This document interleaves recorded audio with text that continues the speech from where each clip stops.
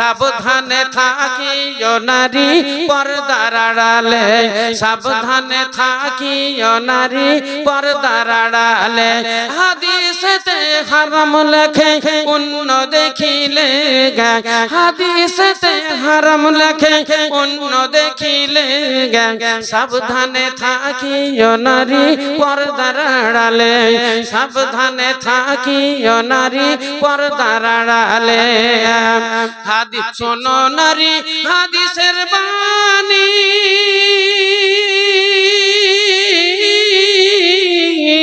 যেও না গো পর্দা ছাড়ি, শোনো নারী হাদিসের বাণী, যেও না গো পর্দা ছাড়ি। সুপারিশ করবেন না নবী, সুপারিশ করবেন না নবী, দায়ুস হইলে, সাবধানে থাকিও নারী পর্দার আড়ালে, সাবধানে থাকিও নারী পর্দার আড়ালে। হাদিসেতে হারাম লেখে অন্য দেখিলে, সাবধানে থাকিও নারী পর্দার আড়ালে। বর্তমানের নারী গণে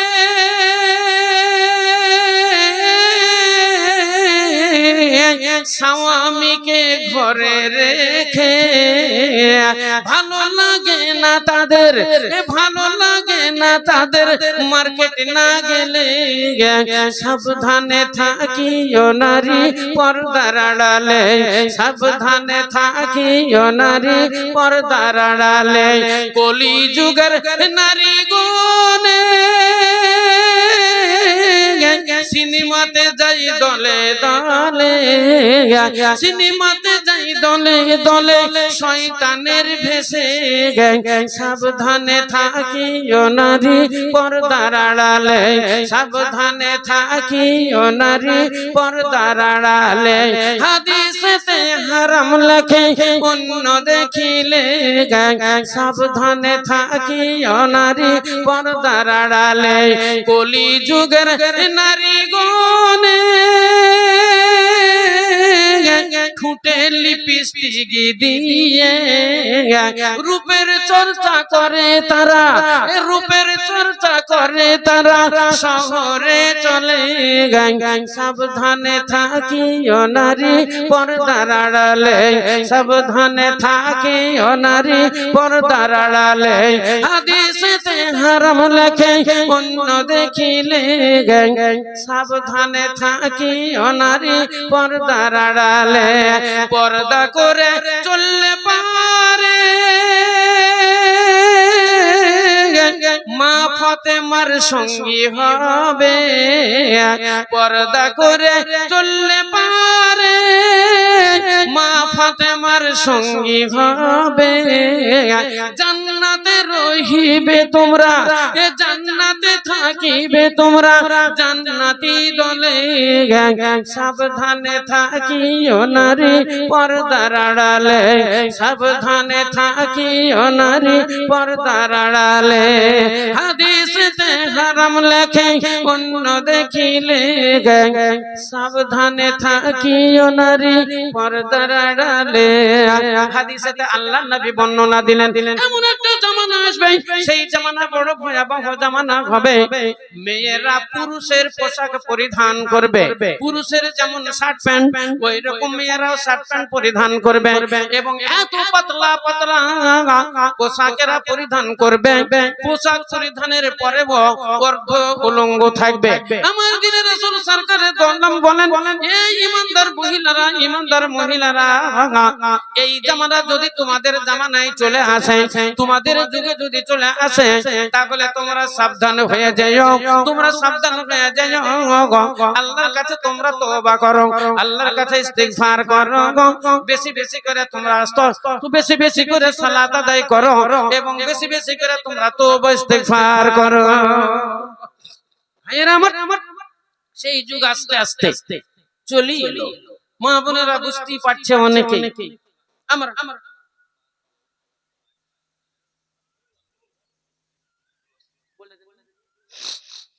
যাই হোক, আপনাদের পার্কে দুটো বাইক আছে, কার আছে একটু নিয়ে চলে আসেন, ওনারা বন্ধ করে দিবে, বা ওখানে দুটো গাড়ির জন্যই হয়তো তারা ওখানে লোক নাই, যে পার্কে দুটো গাড়ি আছে মোটরসাইকেল, আপনারা এখানে নিয়ে চলে আসেন।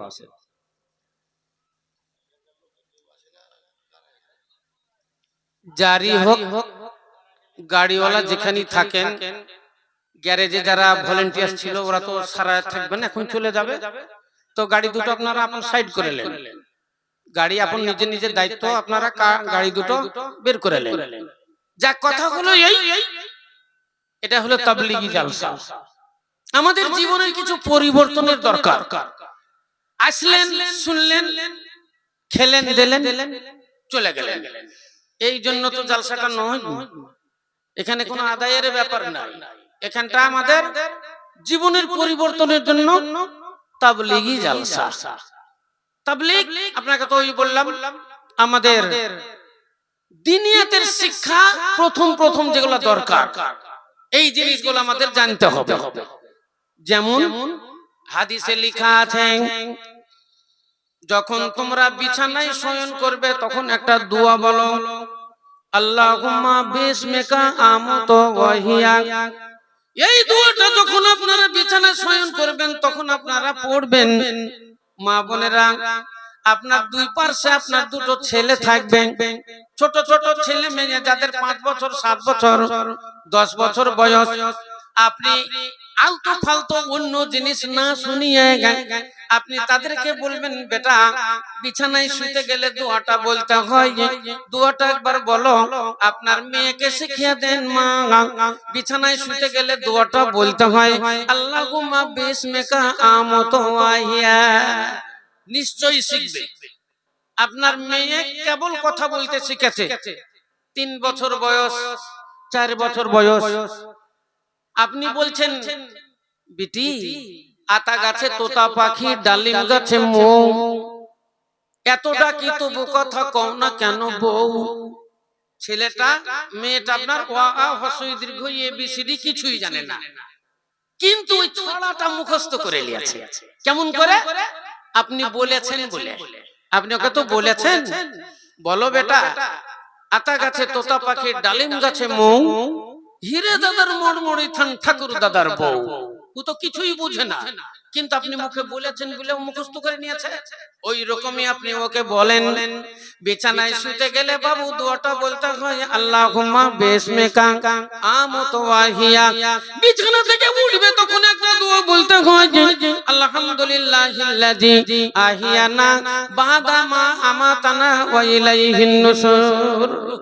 একদিন না পারবে 5 দিন বলেন, 1 মাসে বলেন, এই বিছানায় উঠা দোয়াটা বলে দেন।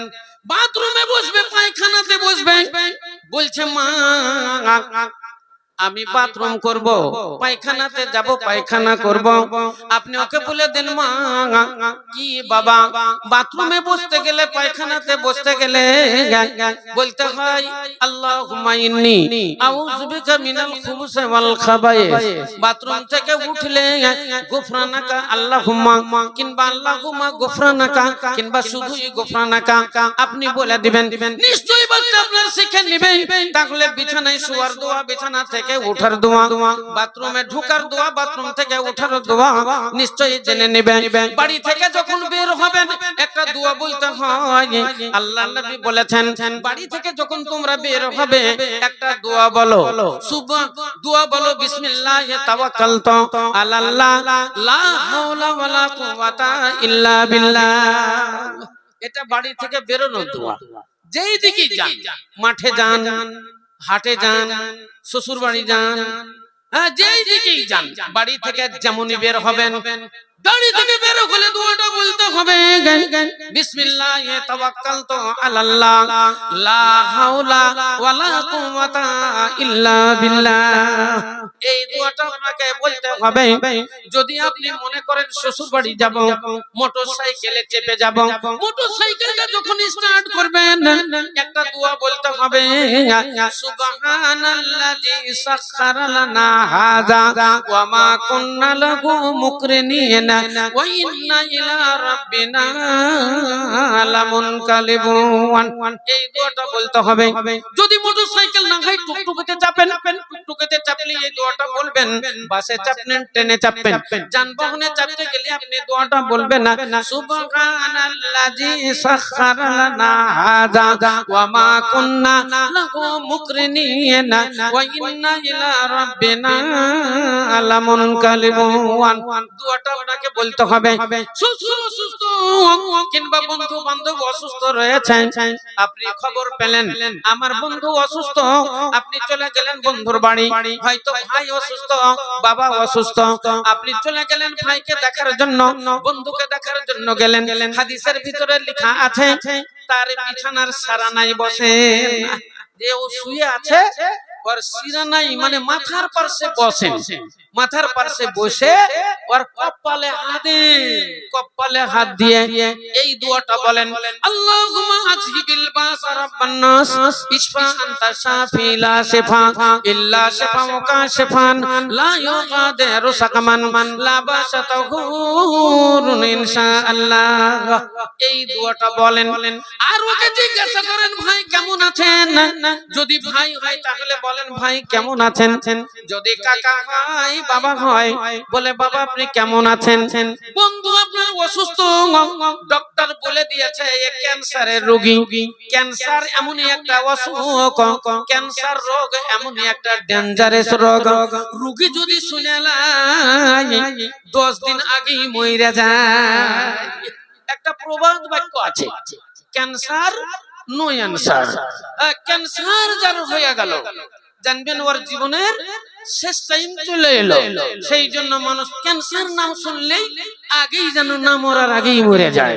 ইসলাম দরদি ভাইয়ের আমার, ডক্টর বাবু বলে দিয়েছে এই তোমাদের রোগীর ক্যান্সার, এই রোগী বাঁচবে না, মারা যাবে। আল্লাহর নবী বলছেন যখন তুমি দেখতে যাবে রোগীকে জিজ্ঞাসা করবে ভাই তুমি কেমন আছো, রোগী বলবে আমি ভালো নাই, আমি ভালো নাই। তখন আপনি বলবেন আপনার কি রোগ, কি রোগ হইয়াছে। সে যদি জানে বলবে আমার এই অসুখ এই রোগ, আত্মীয় স্বজনেরা যদি জানে তারা বলবে এই রোগ, রোগীর এই রোগ। দেখা গেল সেই রোগীর হলো ক্যান্সার। আপনি জানছেন তাহলে ডাক্তার বাবু বলে দিয়েছে ক্যান্সার রোগী বাঁচবে না, মারা যাবে। আল্লাহর নবী বলছেন যদিও তুমিও বুঝতে পারো মইরা যাবে, তুমি দেখতে গিয়েছো, তুমি যদি বুঝতে পারো মইরা যাবে, তো আল্লাহর নবী বলছেন ওকে ভুলো না যে তুমি তো শেষ, যে অসুখ হয়েছে তুমি আর বাঁচো, তুমি মরেই যাবা, তাহলে তো 3 দিন আগে মরতো আজই মরবে। সেই জন্য আল্লাহর নবী বলছেন ওকে বইলো না যে তুমি মরে যাবে, ওকে সান্ত্বনা দাও, ওকে বলো ভাই কোনো চিন্তা নাই। অনেক জন মরা রোগী জিন্দা হয়ে যায়, লোকে বলেছে মরে গেছে কিন্তু মরেনি, দেখা গেল সে জীবিত হইয়া গেল।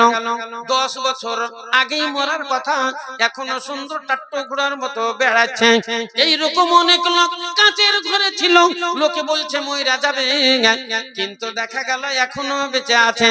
এইরকম বহু রোগী আছে, আপনি তারকে সান্ত্বনা দেন আর বলেন চিন্তা করেন না, এইরকম রোগ অনেক জনের হইয়াছে, তারা ভালো হয়ে গেছে, তুমিও ভালো হইয়া যাবে, তুমিও ভালো হয়ে যাবে, চিন্তা করো না ভাই। মেলা রকম এরকম রোগ মেলা জনারই হয়। এইরকম বললে তার মনটা বড় হবে, এইরকম বললে তার মনে সাহস হবে, এইরকম বললে পরে তার মনটা শক্ত হবে, তাহলে সে মর্মাহত হয়ে যাবে না, সে না মইরা যাবে না।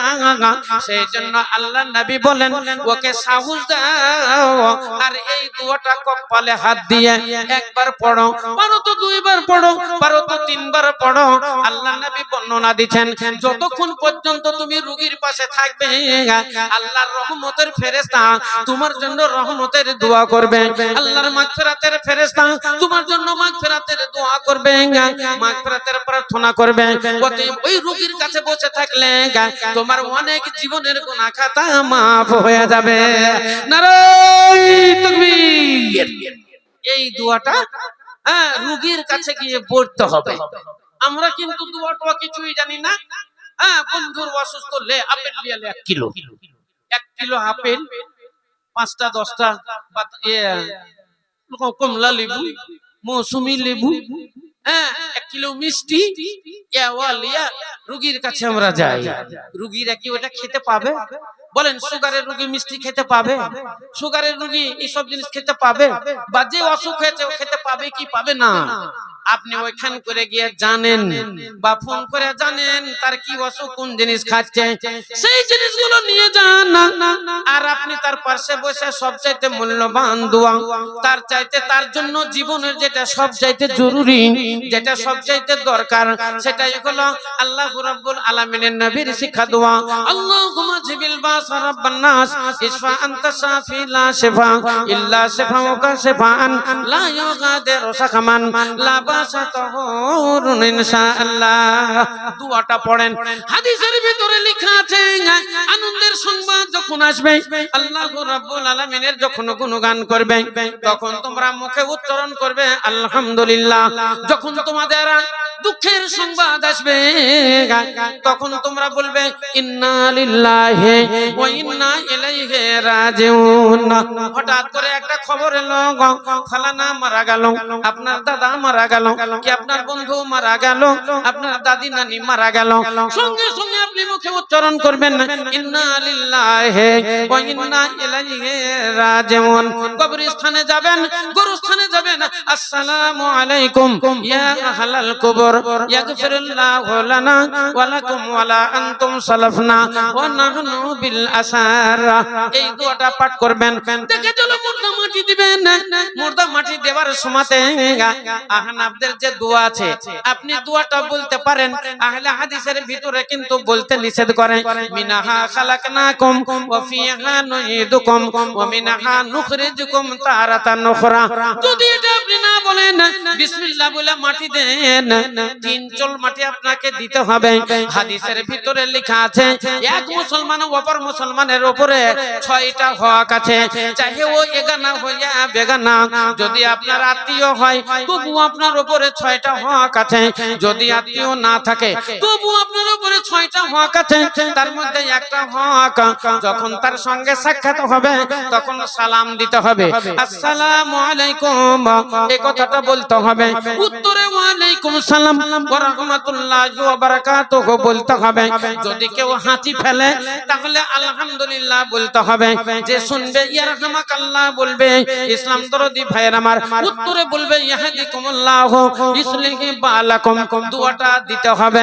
তাহলে বোঝা গেল মাটি দেওয়ার সময়তে বিসমিল্লাহ বলে মাটি দিবে, একটা দোয়া বলতে হবে। ওই দোয়াটা না বলা পর্যন্ত কবরের পাশে থেকে সরে যাওয়া হবে না। দোয়াটা বলার পর আপনি সরতে পাবেন, তার আগে সরা হবে না। মাটি দিয়ে ওই দোয়াটা বলতে হবে, ছোট্ট দোয়া, আল্লাহুম্মা গফির লাহু আল্লাহুম্মা সাব্বিত লাহু আল্লাহুম্মা গফির লাহু আল্লাহুম্মা সাব্বিত লাহু বিকাউলি সাবিতি। এই দোয়াটা বলতে হবে। যদি আপনি পারেন লম্বা দোয়া করবেন, না পারেন অন্তত এই দোয়াটা বলতে হবে। ইসলাম দরদি ভাইয়ের আমার, তাহলে এক মুসলমান অপর মুসলমানের হকের মধ্যে এই মাটি দেওয়া 3 চল মাটি, এটা কিন্তু আপনার উপরে অধিকার রাখে। এই দোয়াগুলো আমাদের জানতে হবে। মা বোনেরা, আপনাদেরকেও এই দোয়াগুলো জানতে হবে, কারণ এটা হলো আপনার তাবলীগি জালসা। সেই জন্য এই জিনিসগুলো আপনাদের বললাম। যেমন কুল হু আল্লাহ, অনেক মেয়েরা দেখা যায় কোরআন শরীফ পাঠ করে। এরা কোরআন শরীফে রমজান মাস গেল, অনেক জনাই হয়তো খতম করেছে। বেটা ছেলেরা কিন্তু কোরআন পড়ার সময় পায় না। এবছর আমি কিন্তু 1 খতম দিয়েছি মাত্র, অন্যান্য বছর একটু বেশি হয়, এবছর 1 খতম দিয়েছি। তাহলে যারা লেখা মানে কোরআন শরীফ পড়া জানে, ইচ্ছা করলে তো 1 খতম 2 খতম 3 খতম পর্যন্ত আপনাদের দেওয়া যায়, কিন্তু মানুষ পড়তেই চায় না। মেয়েরা কিন্তু পড়ে। রমজান মাসে দেখবেন কারো 1 খতম, কারো 2 খতম, কারো 3 খতম, কিছু কিছু মেয়ে আছে আবার পড়েই যায়, 7 খতম পর্যন্ত দেয়। 7 খতম আমাদের কাছে তার রেকর্ড আছে, রিপোর্ট আছে। আমাদের ওইখান করে টপিডাঙ্গা বলে একটা গ্রাম আছে, হ্যাঁ রেকর্ডিং হয়ে যাচ্ছে। হ্যাঁ টপিডাঙ্গা বলে একটা গ্রাম আছে, ওটা আমার শ্বশুরের গ্রাম। তো সেই গ্রামে দুটো মেয়ে আছে, একটার নাম হলো ওয়াজেদা আর একটার নাম হলো সেজদা। এক বোনের নাম ওয়াজেদা আর এক বোনের নাম হলো সেজদা। ওরা 7 খতম পর্যন্ত দেয়, 6 খতম, 5 খতম, 7 খতম। তাহলে কেমন পড়া পড়ে? কিন্তু আমরা বেটা ছেলে, আমরা পুরুষ কোরআন মাজিদ সারা বছর চলে যায়, আমরা কোরআন মাজিদ খুলি না। এই পবিত্র রমজান মাহিনা, এই রমজান মাহিনা হলো রহমতের মাহিনা, রমজান মাহিনা মাগফিরাতের মাহিনা, রমজান মাহিনা হলো আপনার দোয়া খায়রের মাহিনা, রমজান মাহিনা দান খায়রাতের মাহিনা, রমজান মাহিনা হলো কোরআন শরীফ তেলাওয়াতের মাহিনা।